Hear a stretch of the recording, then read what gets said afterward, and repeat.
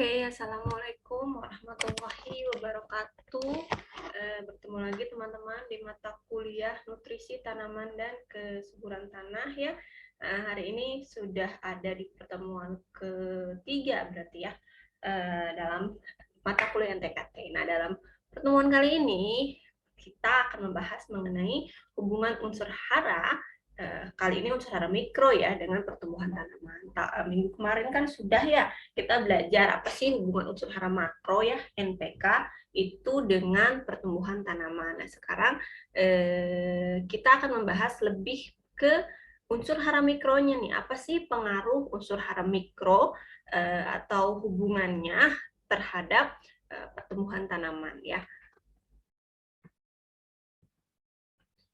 Jadi ini yang akan kita bahas. Kemarin kan sudah NPK. Nah, sekarang ini lebih fokus ke unsur hara mikro, yaitu Fe, Mn, Cu, Zn, Mo, molybdenum, B, boron, klor, dan nikel.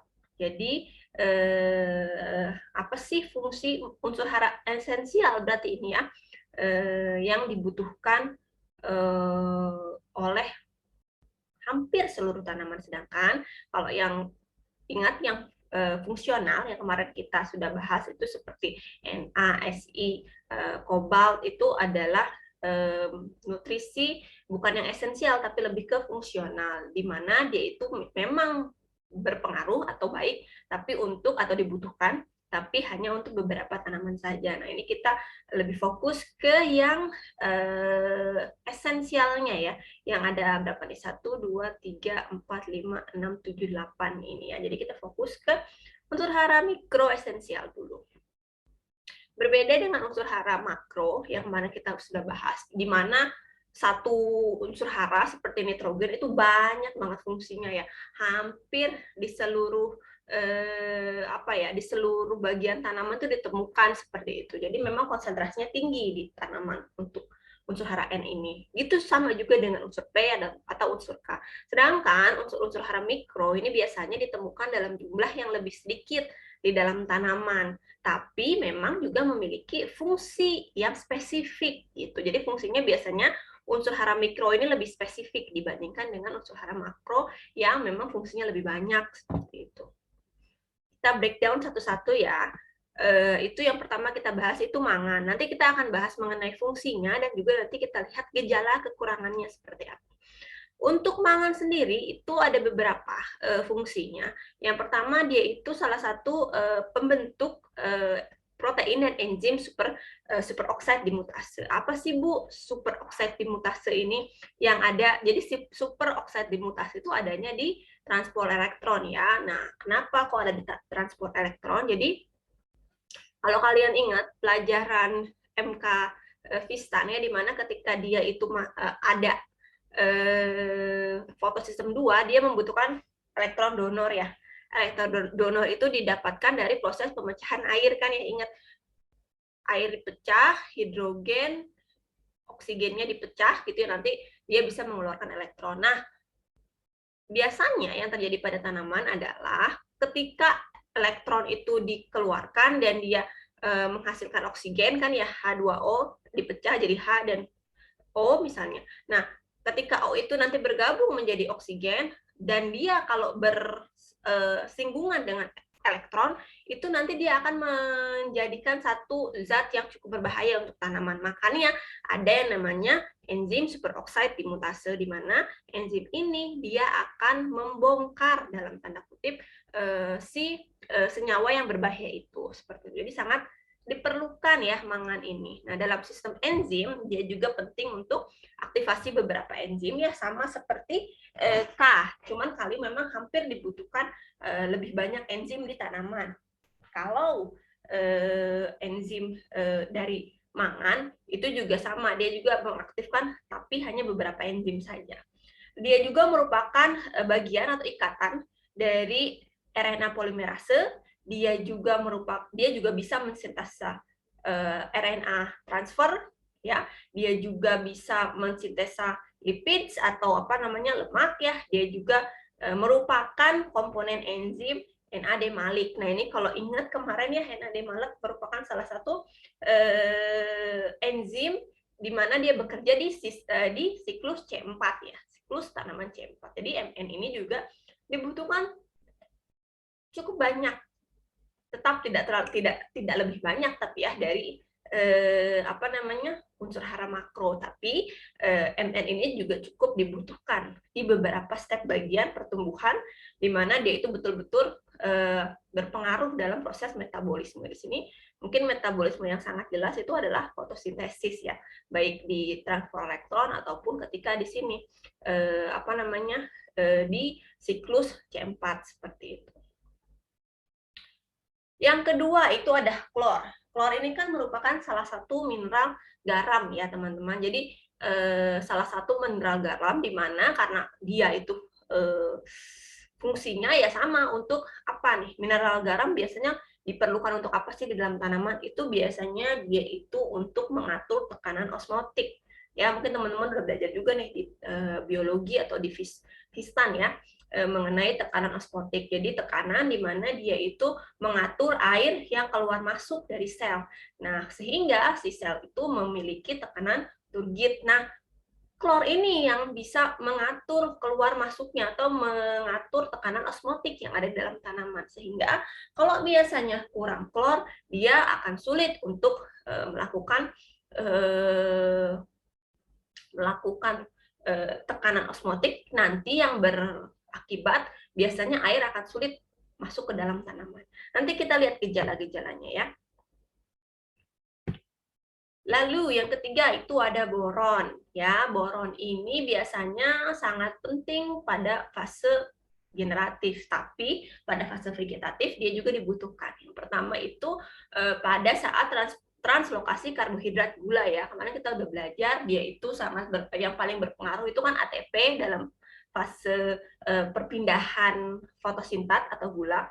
Tapi selain ATP dan K, itu juga boron juga sangat berpengaruh.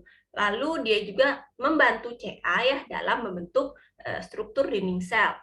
Lalu dia juga mengatur sistem pembelahan yang ada dalam sistem meristem biasanya. Lalu yang keempat juga dia mengatur beberapa hormon dalam tanaman. Nah, yang keempat fungsi molybdenum atau MO. Ya, teman-teman udah B, udah Cl, tadi kita udah Mn, sekarang MO atau molybdenum.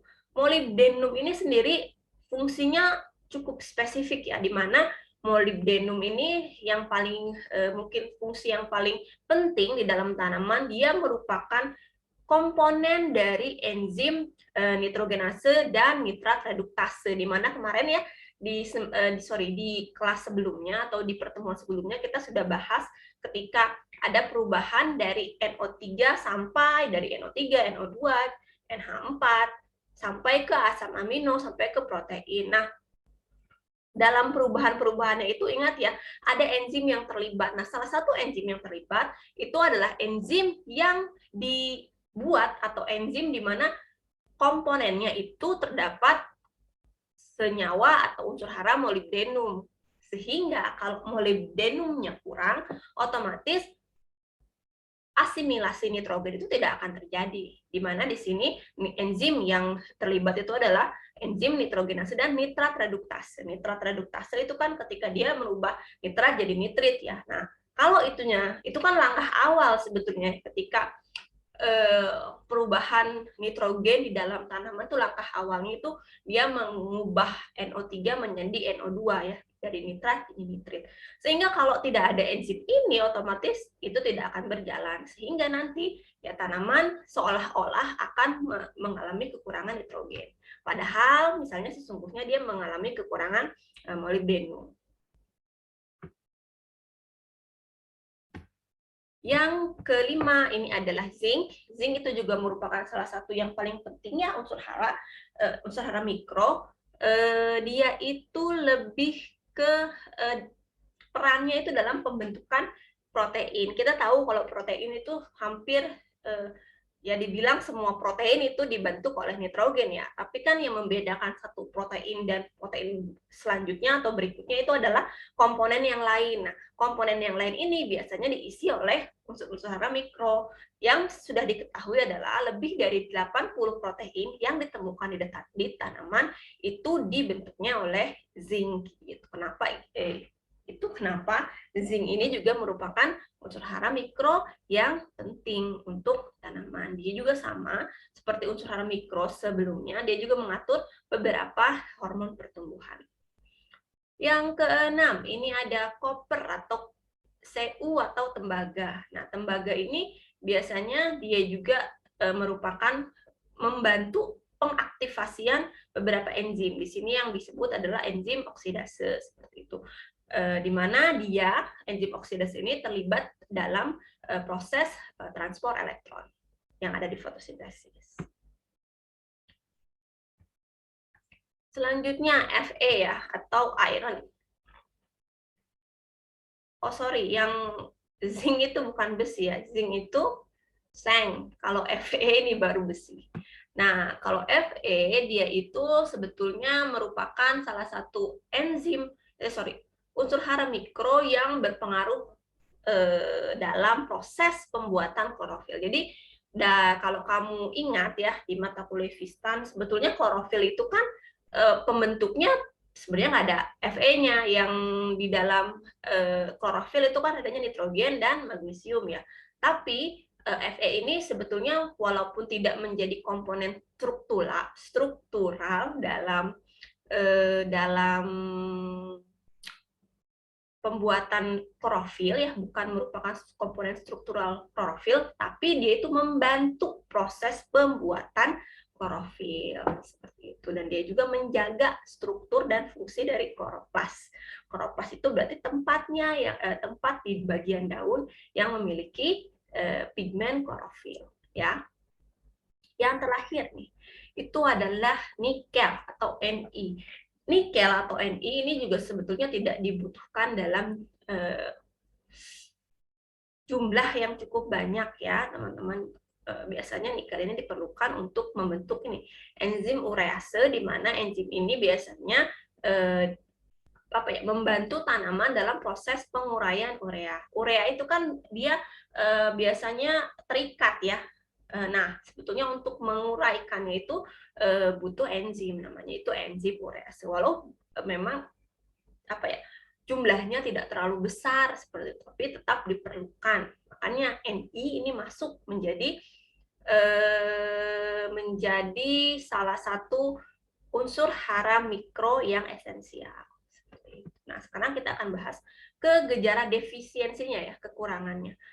Kenapa nggak ada kelebihannya? Nah, berbeda kalau teman-teman ingat minggu lalu, kalau unsur hara makro itu kekurangannya ada ya. Tapi kalau kekurangannya maksudnya dia pasti menimbulkan gejala-gejala gitu ya. Tapi kalau unsur hara makro itu kalau kelebihannya tidak memperlihatkan gejala yang berat atau keracunan, tapi dia bisa menghambat unsur hara mikro yang lain.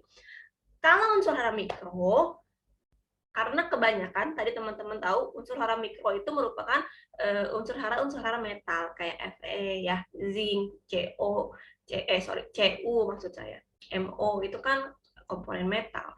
Nah, sehingga kalau terlalu banyak dia pasti akan menjadi racun bagi tanaman, dan biasanya tanaman yang tidak tahan atau bahasanya tuh yang tidak toleran, dia akan cepat mati. Sehingga kita sekarang mungkin karena sudah jelas kalau yang mikro itu kalau kelebihan itu bakal jadi racun, kita pengen lihat gejala kekurangannya, karena biasanya memang yang terjadi di lapangan itu kekurangan gitu ya, bukan kelebihan. Kalau kelebihan itu biasanya tanaman ya tidak bisa, kebanyakan tanaman kan tidak toleran ya terhadap zat-zat metal seperti itu atau unsur hara metal.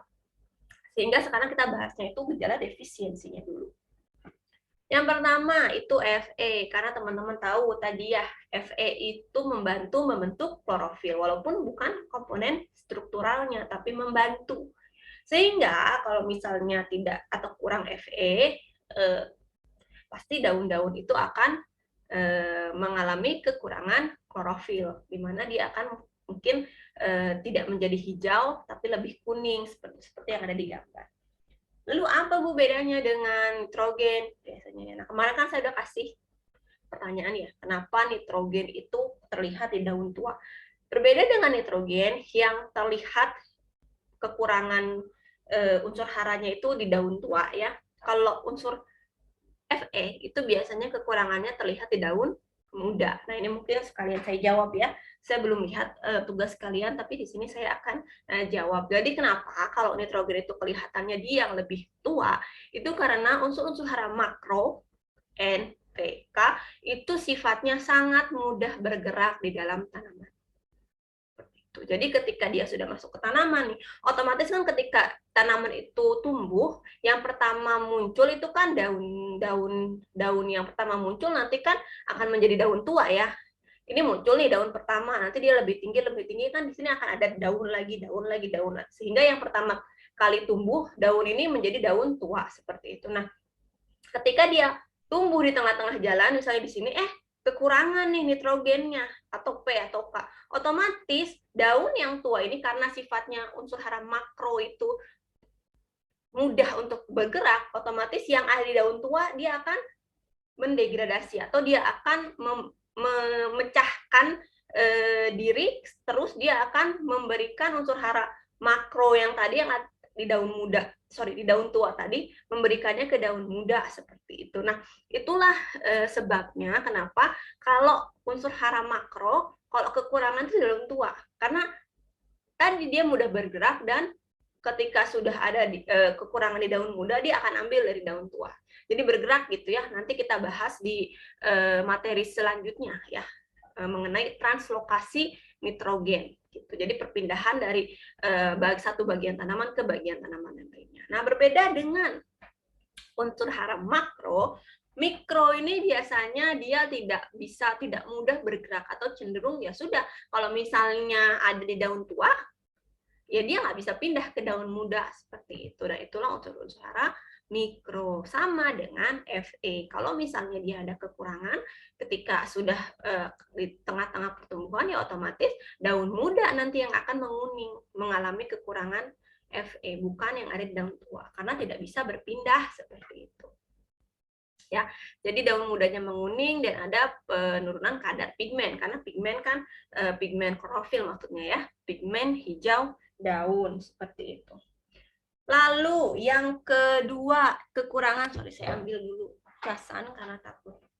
Yang kedua itu Mn atau mangan ya. Tadi ya kalau teman-teman ingat mangan itu kan juga berperan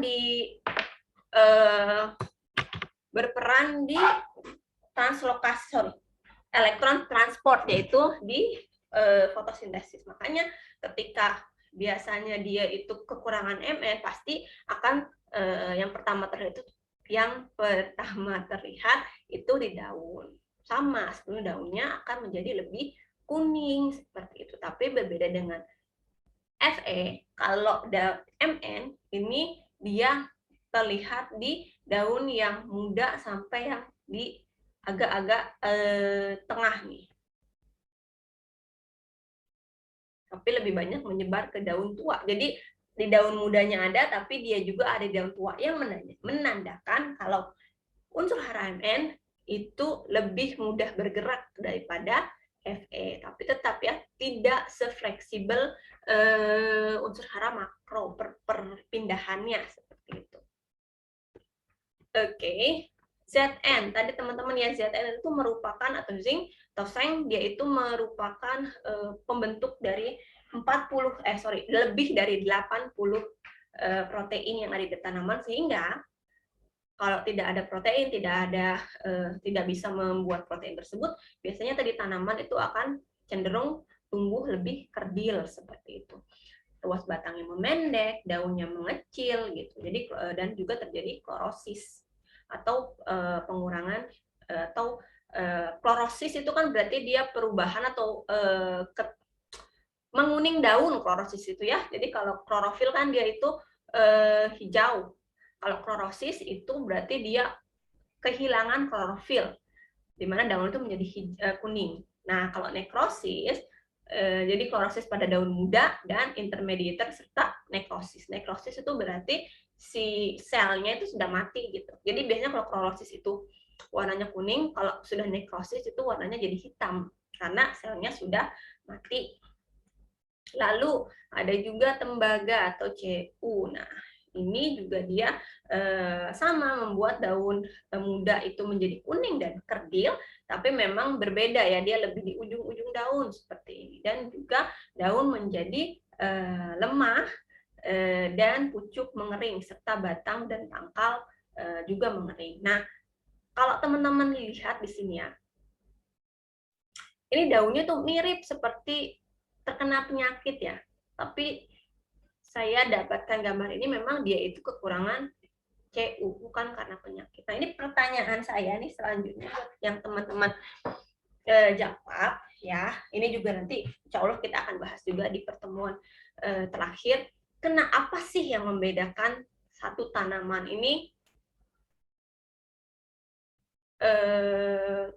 apa yang menjadi pembeda, apa yang bisa membedakan ketika satu tanaman ini terkena penyakit dan ketika tanaman ini kekurangan beberapa unsur hara mikro seperti C. Itu ya. Satu pertanyaan tolong dijawab, nanti yang bisa menjawab dengan benar bisa dapat poin. Itu juga sama ya, sama yang tugas kemarin, nanti kita lihat yang jawabannya betul itu akan mendapatkan poin. Unsur MO nih, kalau nggak salah. Nah, ini unsur MO ya. Jadi MO ini tadi ya, karena dia itu sebagai komponen struktural dari enzim nitrotreduktase, di mana dia membantu proses perubahan dari NO3 menjadi NO2, otomatis kalau misalnya tidak ada MO, itu nitrogen tidak bisa berasimilasi, tidak bisa berubah, dan akhirnya nggak bisa jadi protein. Sehingga kalau kekurangan MO itu biasanya mirip dengan kekurangan N. Seperti itu. Dia itu daun menjadi kering dan layu, tepi daun menggulung, menghambat pertumbuhan tanaman, pucat ada daun pucat seperti itu, dan pembentukan bunga terhambat. Boron ya, B atau boron, yaitu kan beberapa hormon ya, dan juga dia itu bisa satu unsur hara yang membantu atau mengatur proses meristematiknya. Otomatis kalau misalnya B-nya kurang, otomatis pertumbuhan jaringan meristematik itu juga jadi terhambat seperti itu. Mati pucuk dan buah itu sangat rentan terkena penyakit. Yang ketujuh, yang terakhir ini itu adalah klor atau Cl. Tadi ya, karena klor atau Cl ini dia fungsinya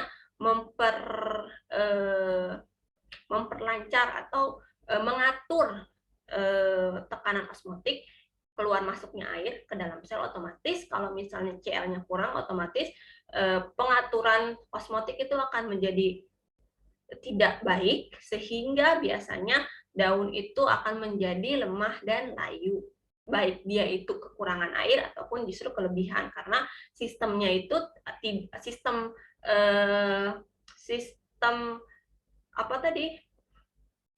sistem jaringan osmotiknya atau tekanan osmotiknya itu tidak berjalan dengan baik seperti itu. Oke ya, tapi saya coba dulu saya stop share. Saya ingin masuk ke pertemuan atau materi minggu depan, supaya minggu depan kita nggak terlalu banyak ngebahasnya ya ketika kita Zoom. Jadi saya akan mencoba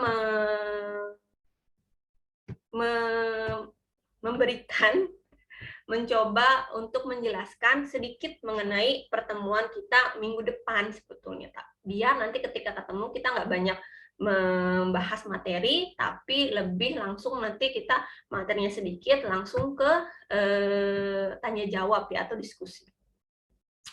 Nah, untuk unsur hara makro ini saya satuin ya. Jadi kalau tadi kemarin kan kita pisahin unsur hara makro lalu unsur hara mikro. Sekarang itu saya mau satuin. Jadi kalau kemarin kan kita atau tadi ya sudah kita bahas hubungannya dengan pertumbuhan. Nah, terus apa sih hubungan si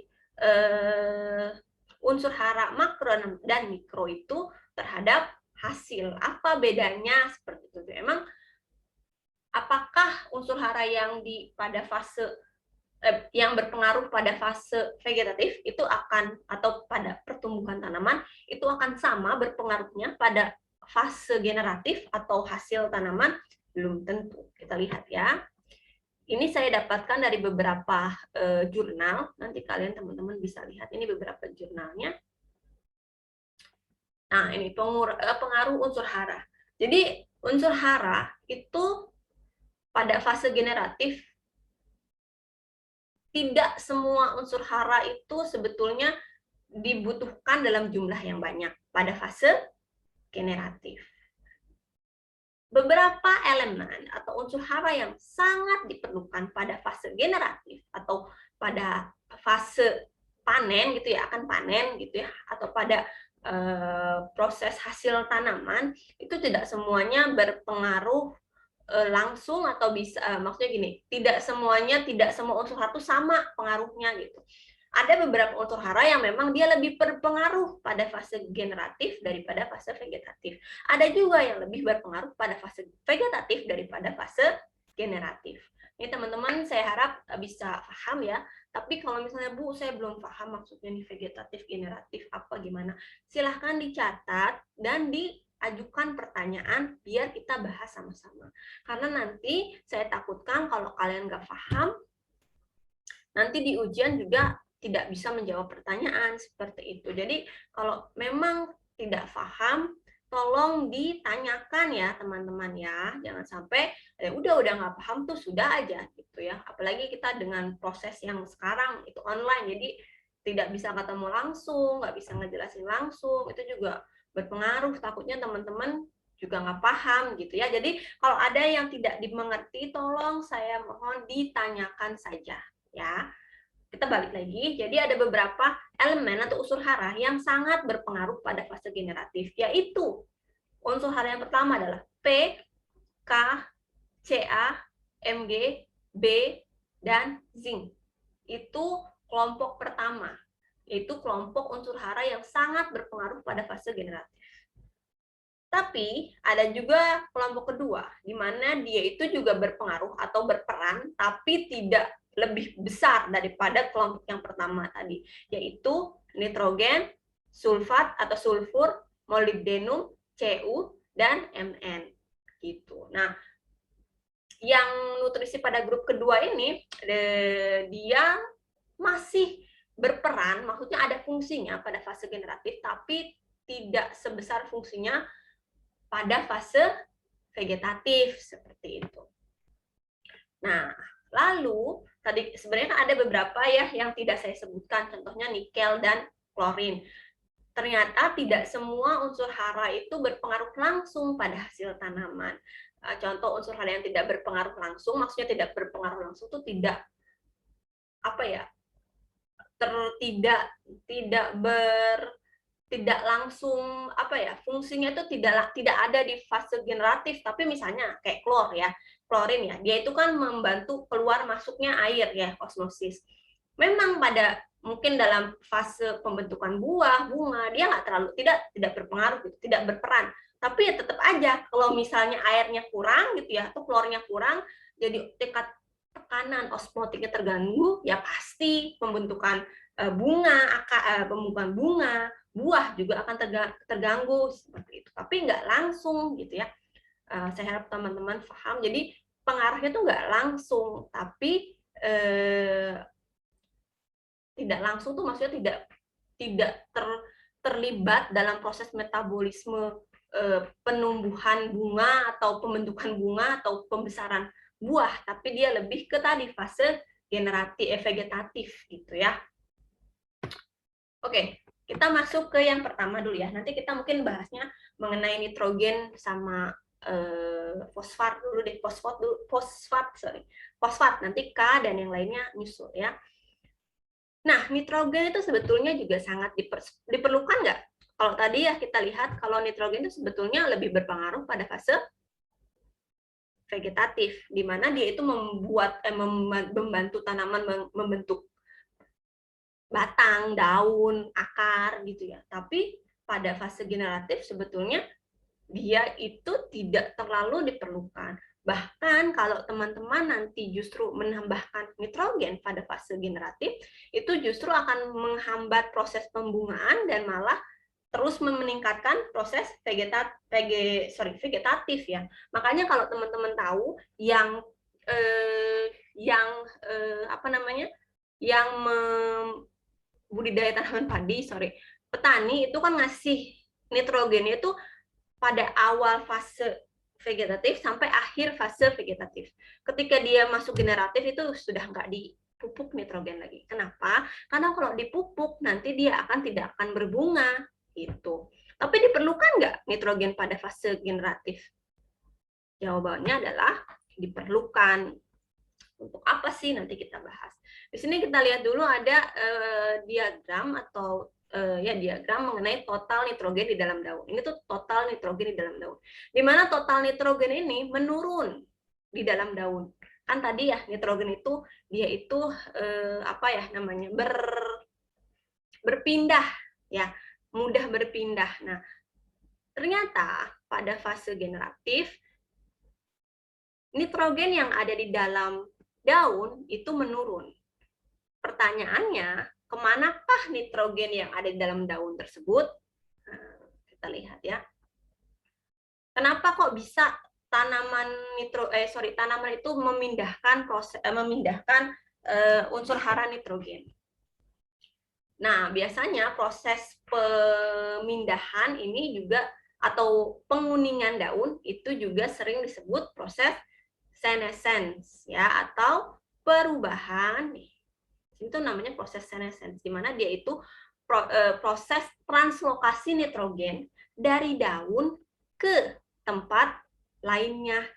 Gitu. Biasanya kemana kalau fase generatif? Ini biasanya ya pada tanaman legum dan sereal, kacang-kacangan dan sereal tuh kayak padi, jagung gitu ya.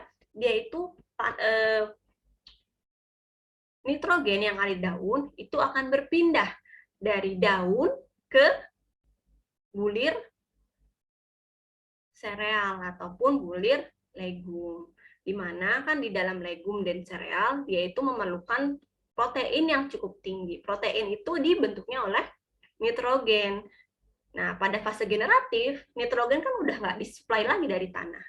Ya, karena tadi sudah dihentikan, sudah di-stop pupuk nitrogen itu. Jadi, sumber nitrogen pada fase generatif adalah berasal dari daun tua. Jadi dia itu ditranslokasikan, dipindahkan dari daun tua ke biji seperti itu. Kenapa yang dipindahkan itu di daun? Karena di daun sendiri nitrogen itu cukup tinggi, di mana sebetulnya rubisco atau enzim rubisco dia itu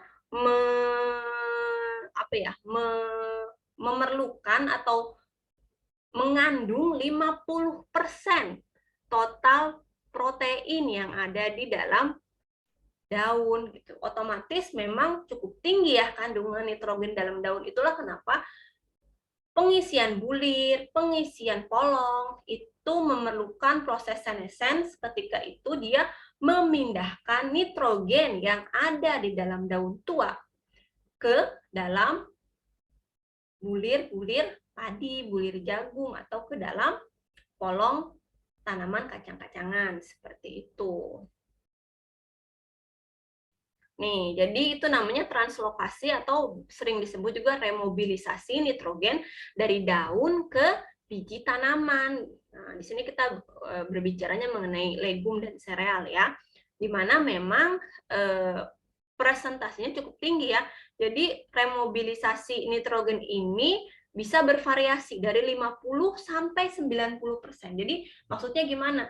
Hampir 50% dan sampai 90% protein yang ada di dalam bulir, yang ada di dalam biji tanaman, itu asalnya dari daun. Nitrogen itu asalnya dari daun, seperti itu. Ya, jadi penting nggak nitrogen di fase generatif? Penting, tapi memang fungsi utamanya itu banyak di fase vegetatif, seperti itu. Tapi nitrogen juga penting pada fase generatif, yaitu dia itu mampu meningkatkan kandungan protein yang berarti meningkatkan juga kualitas biji pada tanaman, khususnya pada tanaman legum dan sereal. Seperti itu. Sama pada tanaman, tadi kan kita ngobrol soal tanaman ini ya, pangan ya, sereal dan kacang-kacangan. Sama di tanaman hortikultur juga demikian. Kalau teman-teman mungkin pernah berkunjung ke kebun apel gitu ya, atau kebun yang lain, dia juga memberikan pupuknya itu, apalagi pupuk N, itu hanya di fase vegetatif saja, hanya di fase vegetatif saja. Di fase generatif dia stop memberikan nitrogen. Otomatis nitrogen yang didapatkan untuk mengisi vitamin C. Vitamin C itu kan dia dibentuknya oleh nitrogen juga ya. Kan kalau misalnya pada buah-buahan juga banyak vitamin. Nah, vitamin itu didapatkan dari mana? Dari nitrogen. Nah, tapi nitrogennya sekali lagi bukan dari tanah, tapi banyaknya itu dari proses perpindahan dari daun tua atau daun ke dalam buah. Seperti itu. Ya, nih, jadi fungsi nitrogen pada tanaman hortikultur meningkatkan berat kering, lalu meningkatkan asam asorbik atau vitamin C. Oke, jadi tapi tetap ya intinya ketika fase generatif dia tidak memerlukan nitrogen yang berlebihan, karena justru kalau nitrogen yang terlalu tinggi dia malah menghambat proses pembuatan bunga, tapi dia akan malah memperbanyak proses pertumbuhan akar, pertumbuhan daun, batang, seperti itu. Fosfat nih yang terakhir ya, mengenai fosfat. Berbeda dengan nitrogen, fosfat itu justru sangat penting ketika fase generatif. Karena tadi ingat ya, fosfat itu masuk ke grup yang pertama, grup esensial yang pertama ketika hubungannya dengan hasil tanaman. Kenapa? Kalau teman-teman ingat kemarin, selain dia itu fungsinya memindahkan memindahkan fotosintesis atau hasil fotosintesis, otomatis kan nanti dia akan setelah dia mengambil hasil fotosintesis, biasanya kan ditaruhnya adalah di zinc atau di buah ya. Nah, itu kenapa pada fase generatif fosfat itu sangat berpengaruh, karena dia itu membantu tanaman memperbesar buah, karena dia itu membantu mengalirkan hasil fotosintesis atau gula ke dalam buah. Juga yang paling penting dalam proses pembungaan, dia itu membentuk DNA dan RNA. Nah, itu kenapa fosfat itu sangat berpengaruh pada fase generatif, bahkan lebih berpengaruh sebetulnya di fase generatif. Gitu. Nah, tapi sama seperti nitrogen, fosfat itu juga tadi ya, karena dia itu mudah bergerak, otomatis fosfat yang didapatkan pada fase generatif, dia juga kebanyakan adalah perpindahan dari daun-daun tua juga, sama kayak N. Dia itu berpindah dari daun-daun tua, pindah ke mana?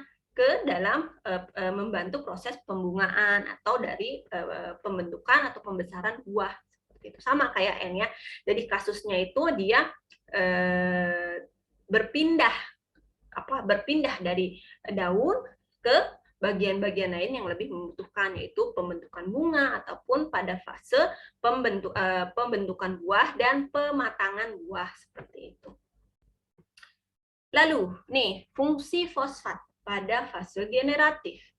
Ya, karena tadi dia itu sangat penting pada fase generatif. Yang pertama, dia itu bisa mempercepat fase generatif. Dia itu bisa mempercepat pertumbuhan bunga sebetulnya. Pada tanaman kedelai, kebutuhan fosfat itu paling tinggi dan pada saat pembentukan polong daripada pada saat pertumbuhan, maksudnya gitu. Jadi kebutuhan P itu justru sangat tinggi ketika proses pembentukan polong dan biji, di mana 60% P itu terdapat pada polong dan biji. Untuk tanaman hortikultur, dia itu tadi ya, membantu pembentukan bunga dan pertumbuhan biji.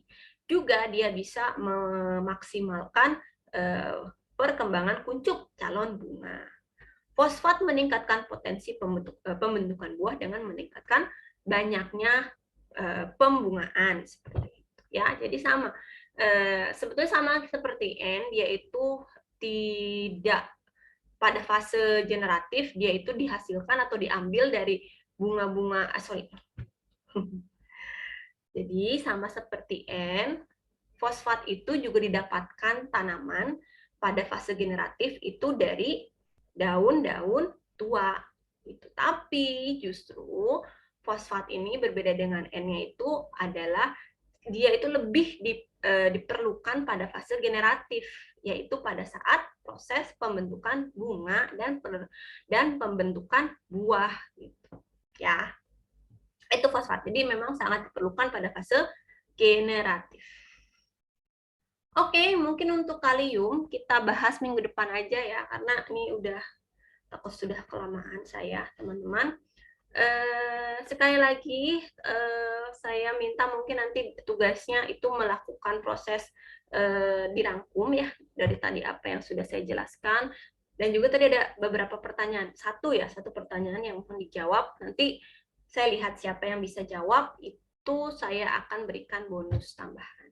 Oke, terima kasih teman-teman. Mohon maaf nih jadi lama dan juga karena ada 2 materi sebetulnya. Supaya minggu depan kita nggak terlalu banyak untuk proses penyampaian materi dan lebih ke arah ke arah diskusi pengen saya. Oke, terima kasih teman-teman sudah mendengarkan. Kita ketemu lagi minggu depan ya. Minggu depan kita akan ketemu via Zoom. Google Meet mungkin ya, saya akan coba pakai Google Meet. Sampai ketemu minggu depan. Untuk sekarang saya pamit. Wassalamualaikum warahmatullahi wabarakatuh.